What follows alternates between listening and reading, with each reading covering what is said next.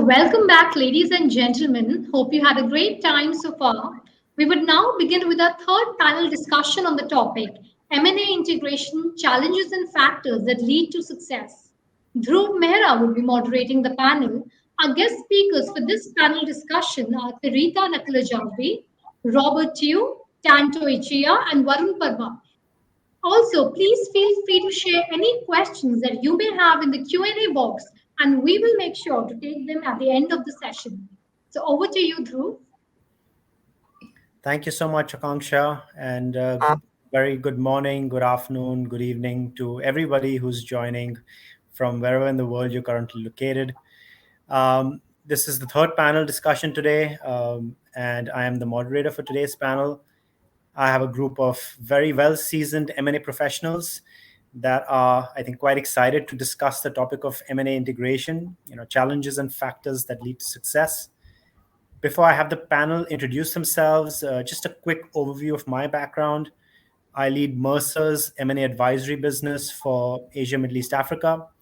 And in this role, I work closely with both corporate as well as private equity clients on some of the most critical people and workforce issues and deals.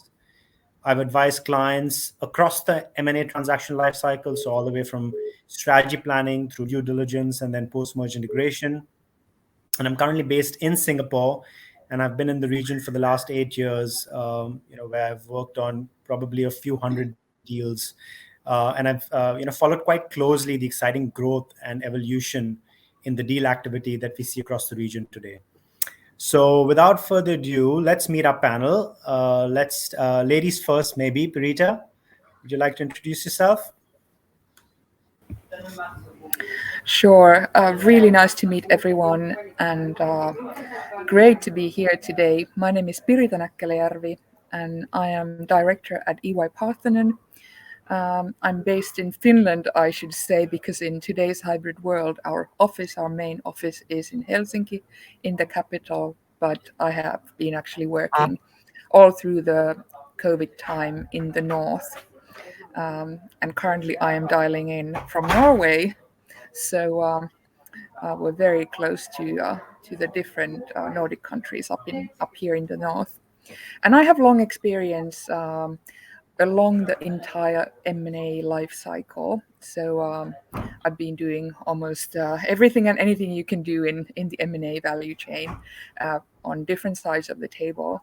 At the moment, I am a deals advisor, but I've been also working on the corporate side, also in investment banking and also doing strategy consulting work.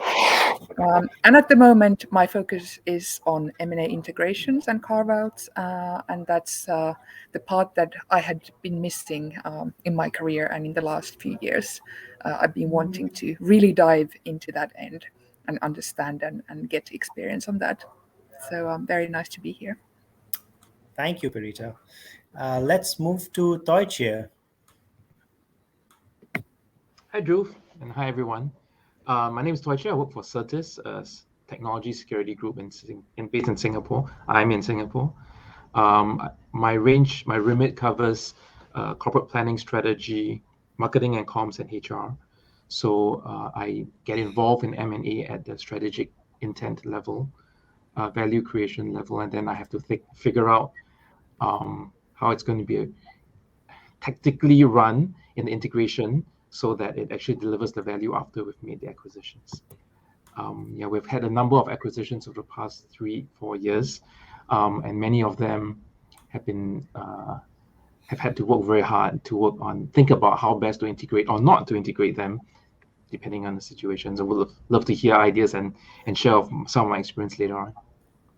Thank you so much, Chia. And then let's move to Varun. Thanks, Dhruv. Hey, everyone, fellow panelists, and people listening to whatever we have to say here. Good morning, good afternoon, good evening. Look, I'll try and be brief here because I'm sure we want to get into the meat of the discussion. Varun Parmar, I'm based in Singapore, like Tantoy, and I work as a head of M&A integration for Grab. Grab, for people who don't know, is one of Southeast Asia's largest tech company. Sometimes when I have to explain to people what Grab is, especially who are not from Southeast Asia, and try and explain that this is the Uber of Southeast Asia. So I help them in acquisition of merger integration capacity across all business verticals, whether it's mobility, food delivery, grocery, mart, financial services. So quite diversified in terms of its presence. I have been a consultant as well previously, advising clients in the M&A journey. Probably maybe to round up the experience, I've probably looked at 50, maybe 60 different deals as a consultant and in a corporate capacity over a career spanning roughly 15 odd years. So I look forward to sharing all war stories with the panelists here, and hopefully we can leave you guys with a few tips and tricks and maybe things to avoid from our own mistakes. Yeah. Back to you, Dhruv.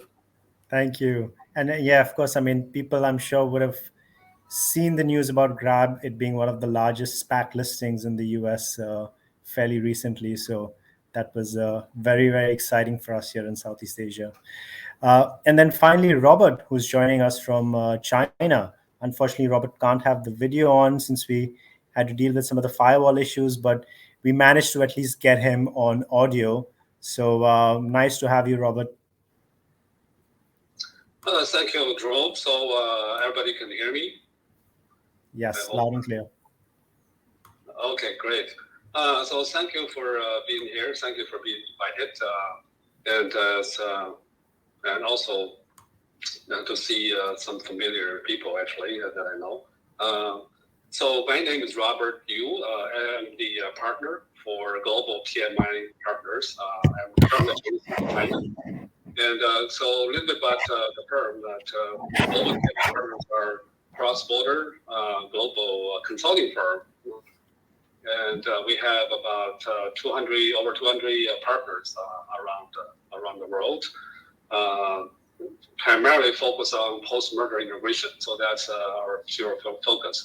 Although myself has been doing M&A deals kind of full cycle, and started in the US when I was there for 20 years actually. The last 10 years was with Motorola, and I was with their corporate development office. So we were doing the both on the venture investment as well as larger mergers and acquisitions, and as well as joint venture.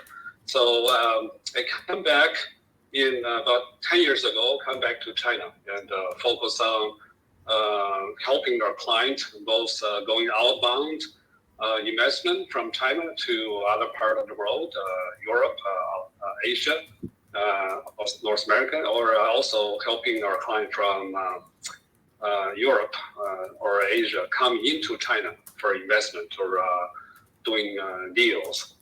So with that, I'll turn back to Dhruv, and then I will share some experience.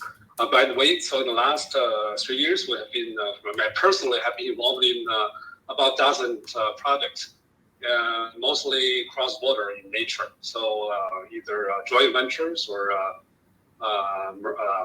100% or 80% acquisitions of targets. So be glad to share some learnings with all of you. So back to Dhruv. Thank you so much. So actually, the first question I'd like to ask the panel is one that I'm getting quite a bit from clients, and it's around, we can't avoid the subject of the COVID-19 pandemic, but the question is really around how has the pandemic impacted your approach to post-merge integration?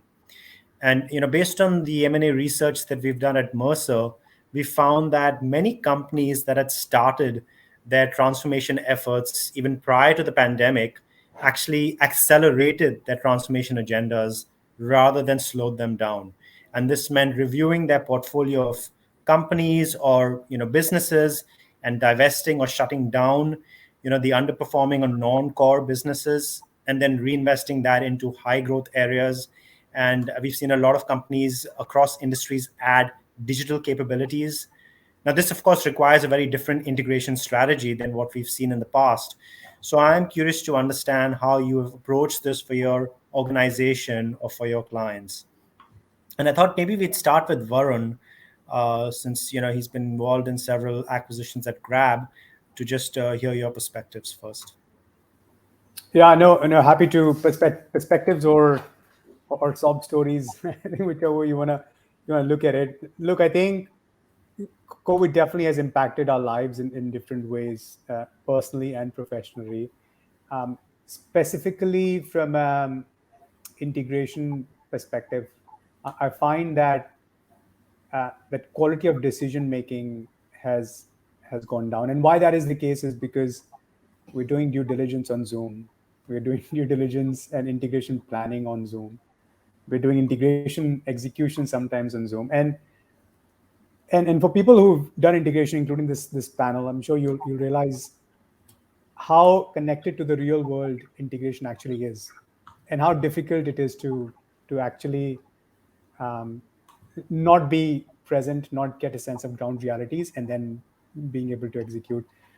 Give you an example, right? I myself have been part of a carve out. I was a consultant at the time, trying to figure out how the network cable of a client's office need to be ripped out and new network cables put back in, because it was a carve out from a bank of a business, and we were making it standalone, and making sure that that project, and this was an item on the critical path, yeah, believe you or not. So that's how real world integration sometimes gets, and you will not be able to really execute and get a sense of these challenges and problems until you're on the ground. So I think I personally feel not being able to meet the people, meet the management team, and get a sense of those ground realities has not been good, and I have missed that.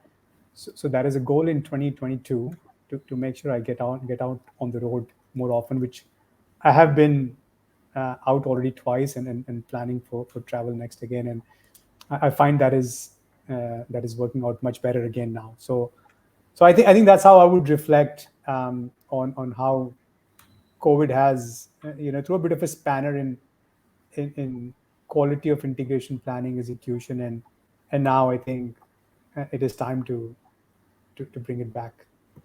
Thanks, Varun. Yeah, that's really interesting.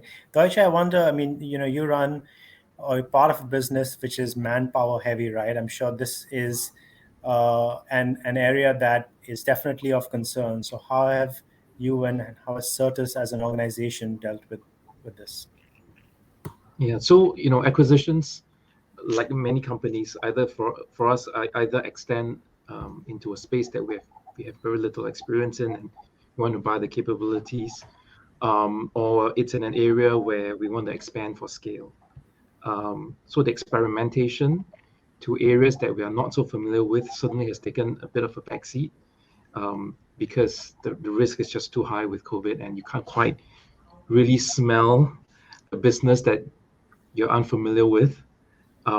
Businesses that we're more familiar with, for us, it's easier to get, and those and when we look at a deal, we often look at the vendor in the eyes, because we often want the vendor to be a part of our family, and so that allows therefore for integration. So we haven't really looked at deals in markets, physical markets, right? Countries that we don't have a presence in, because we don't have eyes that we trust, eyeballing eyes that we want to trust. But in where we have, that work goes on, and in fact allows us to sharpen. You mentioned this, right? Allows us to sharpen the focus on the areas that we really want to double down and make an impact. Thank you, Robert. From a China perspective, what are you seeing on the ground there? I know, China was, of course, the first country to be hit by COVID, and then, managed it quite well. And now we are seeing another resurgence over there, which, you haven't quite experienced in the last 2 years. So how has the strategy evolved for companies in China? Yeah, sure. So in terms of COVID, China did have very strict restrictions on travels or work, and so they're the one that most of the people actually went back to office in the last couple of years. But however, when we were working on a lot of the cross-border projects, and our client, especially last 2 years, they're working remotely. So And it's not like the biggest change will be the remote working, where you some of them for us as a consultant, we used to doing the virtual meetings like on Zooms or MS Teams, but not all our clients are used to that. So we really have to make sure we have the weekly cadence to really tracking down the work that was supposed to be get complete. So that's one of the changes. So we really need to just beef up the effort to track down the work, and in terms of productivity, and then and also second is the communication is a little bit challenging. Where if you're in the office, you can just walk to somebody, talk to them, and then get issue resolved quickly. But when you do virtual, many times they have the camera actually turned off, and so you won't see what their reaction is, right? So sometimes you get a misunderstanding of what their people are saying. So we really have to do a lot of work to facilitating that communication to make sure people are not misunderstanding each other, and then be able to creating that trust. So that's the changes what we see. However, we were able to leverage the tools that there's become available, the online tools, especially when we normally when we do the offline day one workshop, right, where we have a functional team, 50, sometimes even 100 people in the room, and where we have meetings or breakout sessions. But when we do online, so most people are online, then it's difficult to have a small group discussion. But we were able to leverage the functionality of Zoom, for example. We have the breakout session, the virtual breakout session, and we have the large group to start, and then we break out and to have a functional smaller group discussion, and we come back. So that tool actually helped us to kind of emulating what we do offline. And so that's some of the challenges, but also we have some leveraging the tools to mitigating the challenge that we have. And obviously the mission planning, the weekly tracking, we very much leveraging the cloud-based service to collaborate across a different region or across in different teams where they working remotely. So that's some of the changes that we see, and then some of the things we do that overcome those things that we normally don't see before COVID. So with that, back to you, Dhruv. Yeah, thanks, Robert. And then Pirita, from a European perspective, right? How are you seeing your clients, change their approach? When the COVID pandemic first started here in the Nordics, it looked like everything stopped in the deals market. And for a couple of months, it was really quiet. And everybody was kind of looking around and wondering what will happen. But then the interesting thing was that suddenly things picked up really quickly. And as many here said, things actually started accelerating. So a lot of activity that we're seeing in the Nordics, also European-wide in the deals market, and also an acceleration of the change and transformations is happening. And a couple of reflections perhaps relate to that.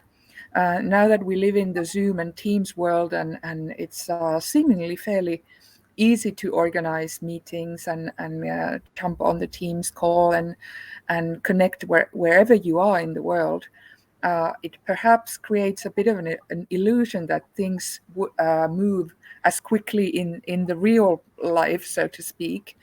But I think that also underlines the importance of taking time and starting planning, whether it's your integrations or carve-outs, that you start the planning well on time, and you give time and take time for the change to happen.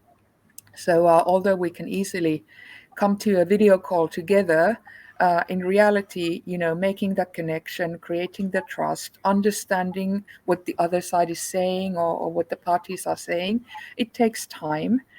And it might take more time than it would if we were able to come together in the physical world where we have the different reactions and we can kind of get a sense of each other.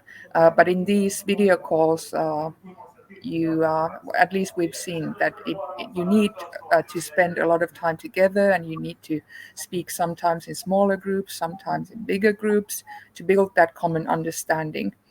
And to me, as an advisor, I've been telling the clients that in deals, it really makes sense to start earlier now, because all of this takes time. Although it feels like things can move very quickly, because we can just be at the home office and change from one call to another in a split second. But things in the real world don't move as fast. Yeah, you're absolutely right. That's definitely been my experience as well. So, I mean, we've started to touch on some of this, but the next question I'd like to ask the panel about is the top derailers, that you're seeing to realizing post-deal synergies or value creation. And in the recent research that we have done at Mercer, there were two studies that we did. One was a global delivering the deal, and the other was an Asia private equity survey. And I mean, on the one hand, I think not too surprising, but across people's strategy, risk, operations, we found that consistently leadership alignment and culture alignment tend to be two of the top derailers. What was a bit surprising to me was that it also came out as the two biggest derailers in our private equity survey. And again, private equity companies typically just have a 5 to 6 year, 7 year time horizon. So you wouldn't naturally think that culture and leadership would be the top two issues. Partly we think it could be because there's just so many divestitures these days, and private equity companies are buying businesses that have been carved out from corporates, and private equity has a very different approach to corporate clients. So just aligning leaders to their ways of working tends to be a big friction point.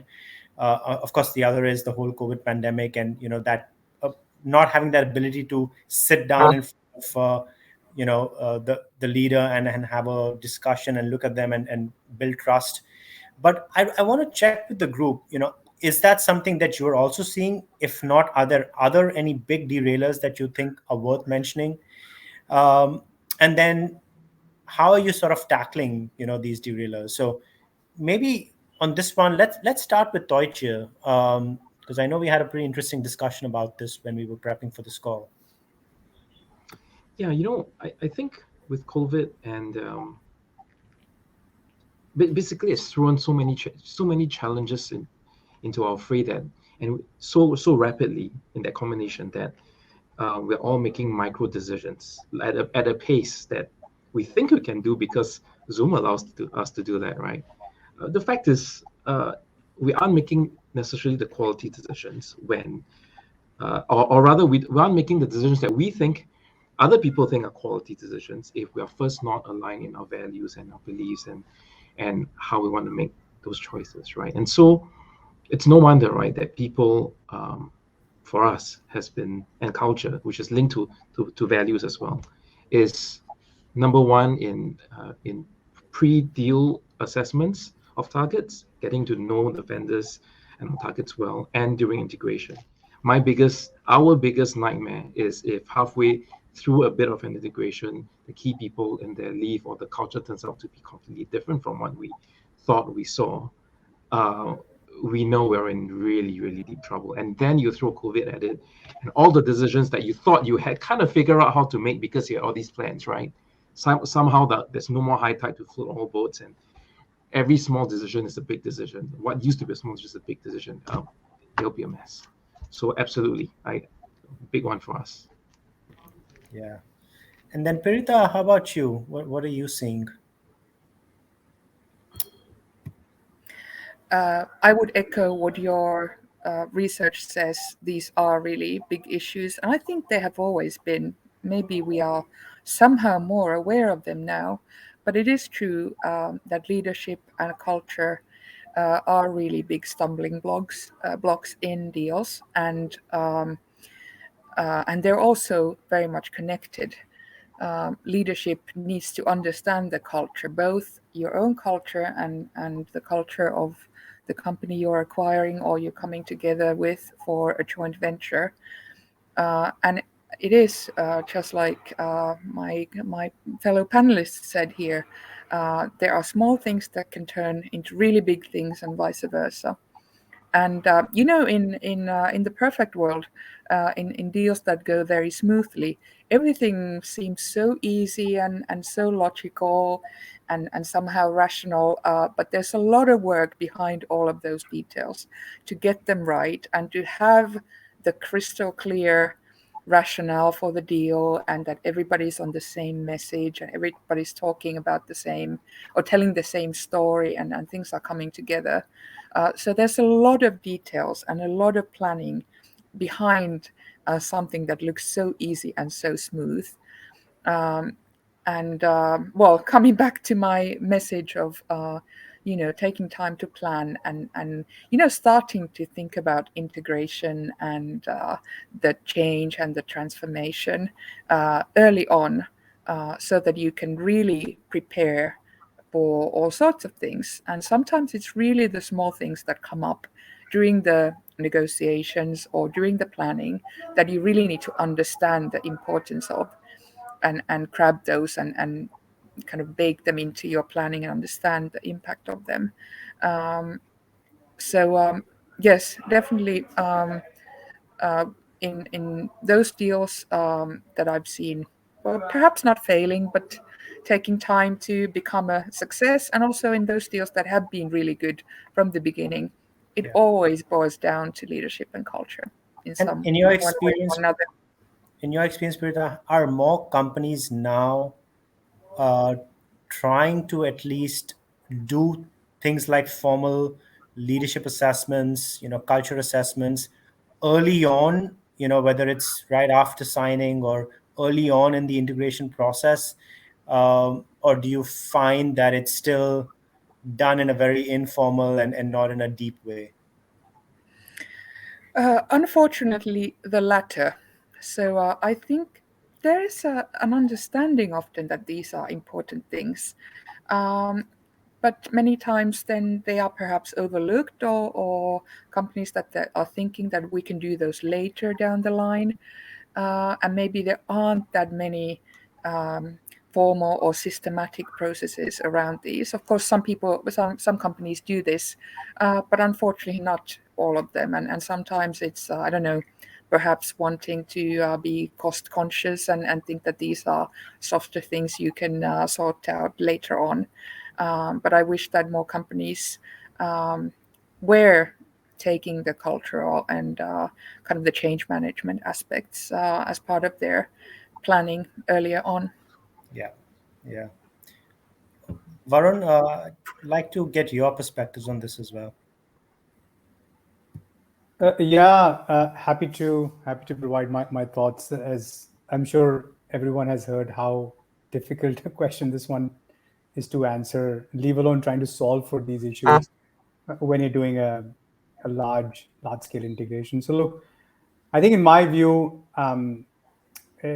assessing leadership, assessing culture is a bit of a journey, right? And every organization will have to take that journey to get better. If M&A and M&A integration is a key strategic driver for their growth, and that journey evolves from first getting operationally good at doing the nuts and bolts of people integration, then measuring the data around it, and then eventually trying to figure out where strategic insights are based on the data you've collected.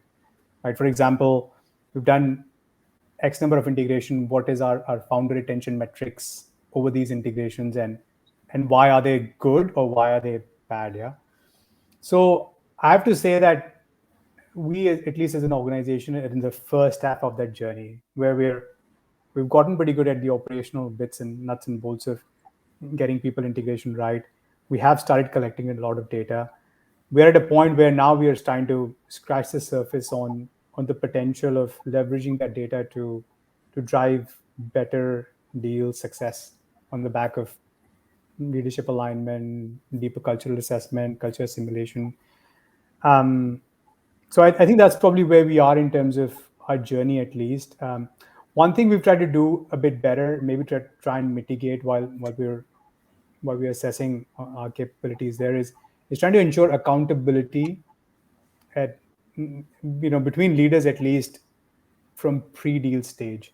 And this is accountability on both sides of the aisle, on our side as well as the vendor side. And we need to plan for it upfront. We need to set the operating model on what the combined business would look like that will allow the leaders to execute on that accountability, and then communicate. So I think that's at least where we are. But I think, again, we're literally starting to scratch the surface on all these very important areas. One final thought there, I think you did mention what other aspects also can be sometimes derailers or issues. Maybe I'll call out at least maybe 2-3 others as well. I think tech compatibility, as a tech company, it's obviously a very important area for us. So spending time on doing deep tech diligence is extremely critical for us. Otherwise, you run into issues where products that were meant to go live in 2 months don't go live for 6 or 9 months. Cybersecurity is an increasing area of focus for us also, and I'm assuming for all corporates in the world is. And so we're increasingly that as part of our due diligence in terms of assessing cybersec's posture maturity for our companies that we buy, and how to either uplift it or change it if required. And final would be compliance and regulation, and maybe as a B2C business, data privacy and the regulations around that are quite important for us to assess and make sure we rectify or remedy soon after we buy a business that is found wanting. So yeah, so I mean, these are, I guess, some areas among a plethora of other areas that we deal with as co-panelists on our integrations. Thanks, Varun. And then Robert, maybe some final thoughts around specifically in your work with private equity companies. What are you seeing as some of the big derailers? Thank you, Dhruv. So in the past, we have worked with several private equity firms, and some of them is investing into a carve-out from European countries, and then bring them into Asia Pac area. And so the top issue on their minds used to be how we can turn this around quickly and in a relatively short time frame, and then how to get a good value out of that. But I think in the observation that we had in the past couple of years, because of COVID, and they have been very fast in identifying deals and be able to execute on those quickly, but relatively less due diligence. So maybe that could be one of the reasons in your survey where you see even private equity that's thinking culture and leadership, especially culture, become a challenge. I think maybe they didn't quite focus on the culture or people side of the things before they make the investment. So maybe they were very much focused on the number and the capture value. So then once they did invest into or even acquire a target, then that could become more challenging for them. So we had some experience. We have seen some deal that went that way. So that's if you talk about private equity, that's the things we have seen. But if I can add a few things for corporate, because I think there's still a lot of lessons learned for corporate clients, especially the larger client of us. What we have seen when they are doing the cross-border type of investment or mergers acquisitions. So the leadership and culture has always been the top 2, top 3. The critical factors for ensuring post-merger integration success. But if you look in detail, so leadership, meaning you could collect the business unit leadership, that's one, right? But you could also have the leadership of the IMO, the integration management of it. That's also critical. And so when you talk about the culture, you could talk about the culture or interactions between the target and the acquirer versus the target. But you actually have also the need for communication between the department within the acquirer when you're talking about larger organization. And so we find out that, it's easy to say culture and leadership, but then you may want to look at a little bit more details into it.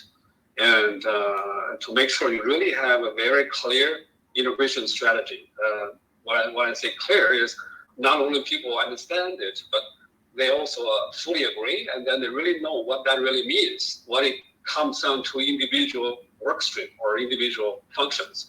So that's a very, very critical. And then the leadership always have to address that almost every week to make sure people understand what that really means. Because if you don't do that, people just naturally go back to their own business as usual mindset for their own functions. Then gradually, after a month or two, your initial plan shifted to their own thinking, their own departmental thinking, rather than strategy that you predefined for the integration, right? So that's what we see has tendency to really derail your integration, even though it seems to have a good plan at the beginning, but over weeks, over months, the things actually go to sideways, go to individual departments in their own thinking. And so that's very critical, we believe, because we, as a consultant, we're always come in as more of a neutral, a third party, so that allow us to see both sides in more of a neutral way, a more clear way when you're not in it, right? And so you'll see the perspective on both ends, both the buyer as well as the target, and you get complaints on both sides. So we actually has a little bit better view in terms of how they can work better. And the other thing is the tendency of a larger corporation, especially the functional team, focus more on process, right? They say, this is how we do it, right? This is what we always do. And they don't want to take any risk to deviate from that existing process. And but sometimes, or many times, when you make acquisitions, the target has their own way of success. Or at least they see how that has been making them successful in the past, right? And if you don't looking at their market, or you don't look at their customer, what their own, the target's customer, what their demanding is, but you only focus on your own process, you tend to missing a lot of values. You're trying to actually maybe destroy the value in the process. And so that's another thing we really need to focus on. So I just want to share a couple points where it's very easy to be omitted when you're starting your execution of your integration plan. And you may end at the end of the quarter or the six months, you find out a lot of the good people actually left, and you a lot of things you think you can achieve, but you didn't, right? So that's we really want to focus on to creating a culture that's business focused, not so much process focused. I know that a lot of large companies, they really want to mitigating the risk and putting that a very high priority. But you really need to have a balance. You need to focus on the process, but you really need people, especially a functional team, really need to understand what the strategy is of the business, of the target. And also adjusting the or balance the priority in the innovation journey. So anyway, so I think I just want to stop there, and back to you, Dhruv. Yeah, thanks, Robert. And actually, you got into some of the mitigation strategies, right, on how do you deal with these derailers, and that's something I wanted to touch on next. When we looked at this, we identified at least 6 areas, that we found to be effective strategies, right? One is having a really, robust PMO process and having experienced resources to manage integrations. I think one of the biggest mistakes I see a lot of inexperienced acquirers make is they under-resource or they think that PMO is a part-time job, and it's not. You really do need dedicated teams to manage integration timelines. I think something else you alluded to, having a very clear idea of your operating model, and then making sure your org design and your key leaders fit into your organization strategy and your operating model. Third is having a really effective retention strategy. And this goes beyond just paying a retention bonus, but really thinking about what is it going to take to retain people, in the organization. I think we spoke about culture. So spending time to really understand culture, use some of the tools out there to assess culture and then develop an integration plan. And that integration plan does not need to include harmonization. It could mean keep culture separate, right? Because that's what makes sense from a deal perspective. I think change management, communications, other things that have been mentioned. We really do need to invest the time to, communicate effectively and then, execute the change management. And then finally, like thinking about, your overall employee value proposition and your rewards frameworks, right? So those are some of the areas that we've sort of uncovered as strategies to mitigate these integration risks. Pirita, maybe we'll start with you. Are there some others that you've seen, effective strategies and practical tips on how people can maximize deal value and make the integration successful? Well, I would first say that you have really identified a lot of the critical things, and we've seen these happen in many deals in recent years, and I've seen these in many projects that I've been involved in, unfortunately. But perhaps to add to all of this, and again, everything is kind of linked together, but one of the things that I've seen very successful leaders do when communicating and talking about the deals, for example, at the announcement and when you start doing the joint integration planning and working towards the closing and beyond, is to try and, leave all the jargon out and kind of leave the language of the PowerPoint presentations and kind of the strategy jargon away and really try to speak person to person and human to human and explain what this means, what it is that we're trying to do here, what is in it for you, what is in it for me, and really create some kind of compelling and motivating vision for everyone to work towards. And again, I'm kind of falling back to the strategy language, but I think it's really, explaining what it is that we're trying to do here and in kind of concrete terms. And one example I have, I was once working on day one preparations, and we were going to announce the deal, the signing of the deal. And the plan was for the buyer, the acquirer, to send an SMS, a text message to everyone in the target. And we really liked that idea.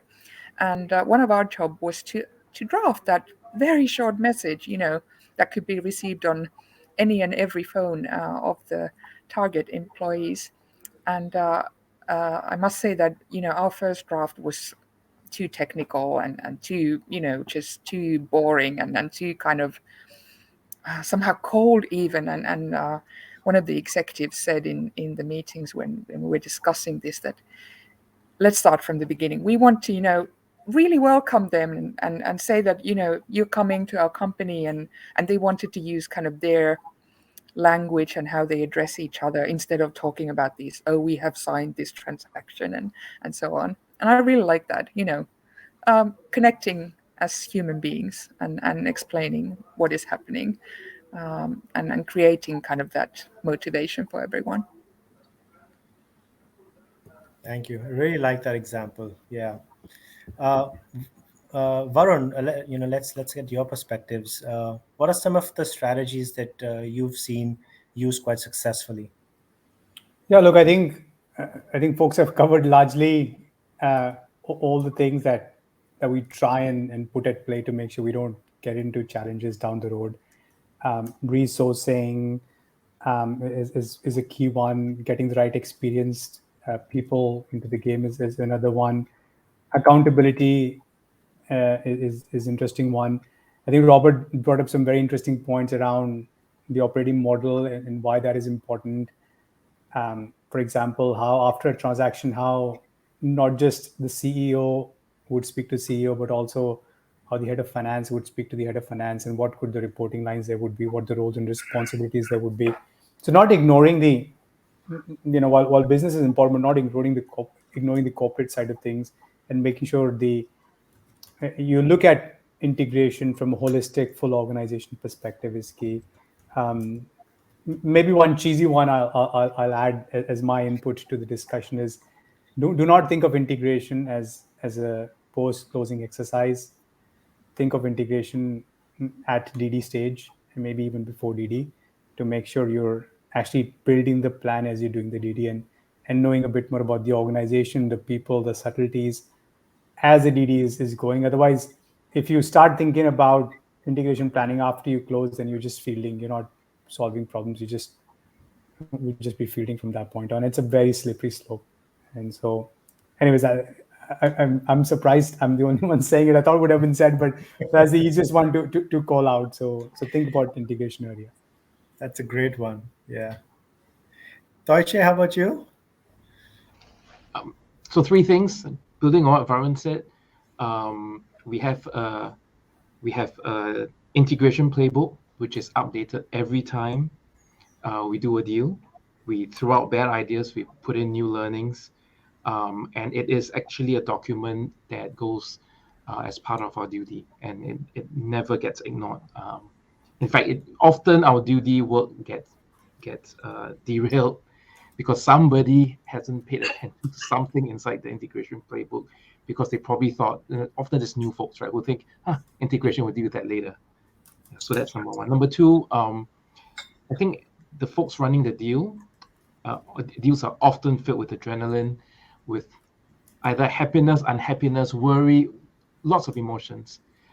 I found important thing to do now is try to have somebody on the team in the duty, pre-due and pre-integration team, who always seeks to clarify, because we often think the other person knows what we're talking about. There was a deal that we were looking at, and it was they were in a sector that we were not familiar with. Same business, but different sector. And it was everyone, we said, let's leave them alone. They know exactly how to make money in that area. So let's leave them alone. I don't know for how long, for at least for 1 year. And it was easy for everyone to say, yeah, okay, got it. Soon you start to see things sneaking in, like, so I do HR too, right? So like, yeah, let's make sure that the job grades are aligned. No, we said leave them alone. But surely we need that. We'll leave them alone for these things, yeah, but not this. So if we hadn't clarified, these things would have turned out. So just make sure you have someone just keeps asking the stupid questions, so that you get everything down on a piece of paper. I think the third one, Pirita said very, very well. So I also run marketing and comms, and with the deals that come my way, 4 years ago when I first joined Certis, comms was when the deal was getting done, then I get bugged with it, right? Boy, now it's like, can we start drafting statements and employee comms, etc., even in the duty stage, because we want to know how it looks like. And we cannot figure out how it looks like to the staff, to the employees, to the market, to the customers. Maybe we have missed something. And so the comms is hugely important for us to plan for it early. Yeah, and other great suggestions. So thank you for sharing. Any final thoughts, Robert, before we open up to some questions? Sure, I'll just do a quick one. So again, the leadership, I will emphasize the IMO leadership. You probably want to put the most senior that you can staff into the leadership of the IMO office. That person need to have not only leadership skill, but really have the experience to be able to manage all the relationships among the functions and the targets and so forth. So that's a very critical one. And I don't want to spend too much time to expand on, but I think that's one of the lessons learned that we have seen in many cases. And second is the training, communication and training. So what I mean by that is, since the resource has always been the issue, you will see that no matter how you can staff at the beginning, you will see people leaving, you have see people moving around. And so getting people trained, get them to be on the same page, don't assume they know what they're supposed to do, right? So this is true for both the acquirer as well as on the target side, the functional team on the target side. So really do good training, maybe checking monthly and where you are on that. And then that would make sure your project can move on very much smoother than the other way around. And third, I would say the lessons learned. So, we mentioned one of the guests, the panelists mentioned about Playbook. Yes, that's very, very, very helpful, actually. But when we also need to build in the lessons learned into that Playbook, and not only building, but also actually executing the learnings, right? We're not just put it on the paper. We actually need to do something about it. So that's what we really want to emphasize, the lessons learned. So you actually, once you learn that, you'll change it maybe next month rather than next project, right? So that's, I want to emphasize that. Anyway, so back to you, Dhruv. Thanks for sharing all your great perspectives. So, Akanksha, maybe I know we have a few minutes left. Are there any, pressing questions that we can get the panel to address? Sure, Dhruv. So we do have a question. I'll just show that on stage. So the question is that are there any key human factor best practices during an M&A integration? I think we did address some of this through the session. There's actually a lot of human factors, right? I think for all of us that are doing deals, while you're buying maybe assets, you still need people to run those assets. And so in my view, everything has a human factor to it, understanding who you're negotiating with, understanding, how you're going to work with the other parties. So we talked about culture, we talked about spending time in building retention strategies, spending time in building your communications plans.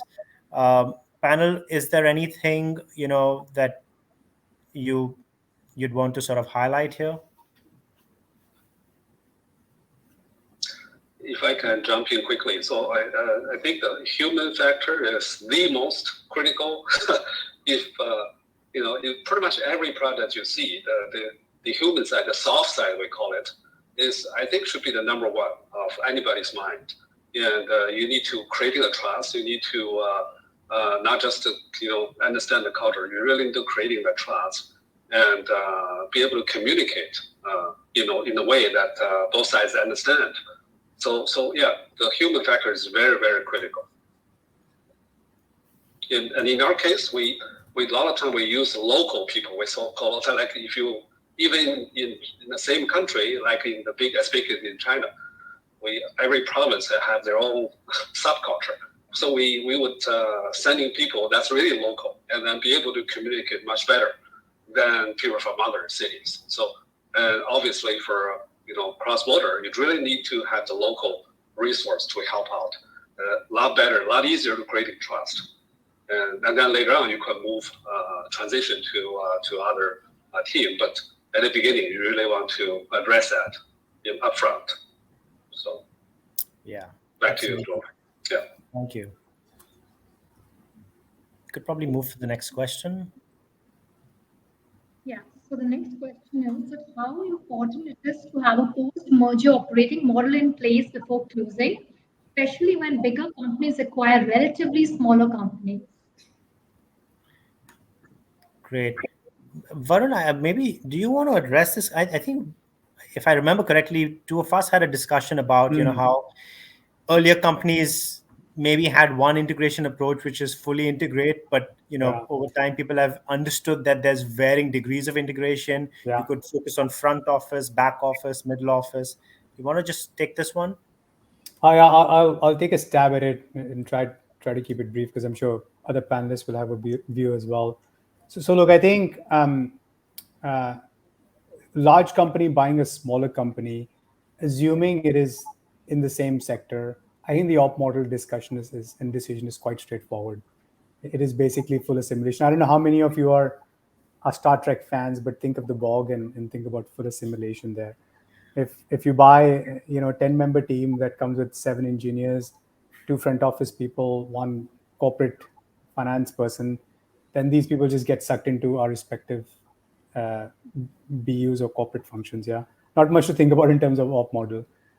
Now, if you're doing a step out transaction, which is a transaction where you've never had an experience in a sector, or getting into a country which you don't have a presence in, or you're doing a transaction which is in a similar sector where you have presence, but it is a large scale transaction. I think then the post-merger op model discussion becomes really material and important one to solve. And that's where I think it really goes down to making sure you have a very clearly defined strategic rationale on why you did the deal, and your post-merger op model will help you set it up for success. One quick example there. For example, if you're entering a sector, let's say a fully tech company getting into a very traditional sector, traditional business, I think a full assimilation model will set you up for failure. Really think about what you want to achieve there. And if the achievement is creating value at the intersection of both businesses, then just focus on that. Don't go into corporate assimilation and full-scale rationalization of corporate functions, because that's not where the value is. The value is trying to leverage the strength of both the organizations and trying to create something good together. So 1 and 1 become 11, not 2, or in some cases 1.5. So maybe that's where I'll leave it back to the panelists as well, because I think this is a very, very important topic which all of us actually have touched upon in some shape or form. Yeah, great. Anybody else wants to answer this or add on to what Varun said? Perhaps I can just add a couple of points. I completely agree. And I think whatever the integration model is, there needs to be clarity. And again, coming to my earlier point, clarity often requires a lot of work and preparation so that you understand each other and you have a common understanding as well. And you're not making, how would I say it, assuming anything that hasn't been discussed. So early joint planning is important. Of course, you can't jump the gun. You can't have you can't start implementing a lot of things before you have closed, but you can do a lot of joint planning in whether it's acquisition or joint venture or merger. And to get to that clarity as early as possible requires a lot of work and it takes time. So I really advise companies looking into acquisition start integration planning early on and all of those discussions. Yeah. Yeah, it's often the first question I ask a client when we even get into a due diligence. I says, what is your post-close plan, right? Because that's also going to shape how you do due diligence, right?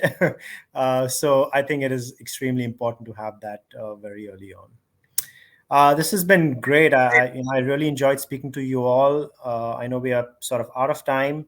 Thank you so much for participating today and sharing all your insights. Hope the audience also enjoyed the discussion. So I think that it was a phenomenal discussion. Thanks to Dhruv for moderating the panel. A big thank you to all our panelists for the remarkable discussion. We would now have a short break and we would get back at 1:45 p.m. CET for our fourth and the very last round of panel discussion on the topic, cross-border M&A transactions from a different perspective, current trends and challenges. Thank you. Thank you. Thank you, panelists. Thank you, Dhruv. Thank you so much. It's a pleasure to meet all of you. Likewise. Thank you. Bye. Bye. Bye.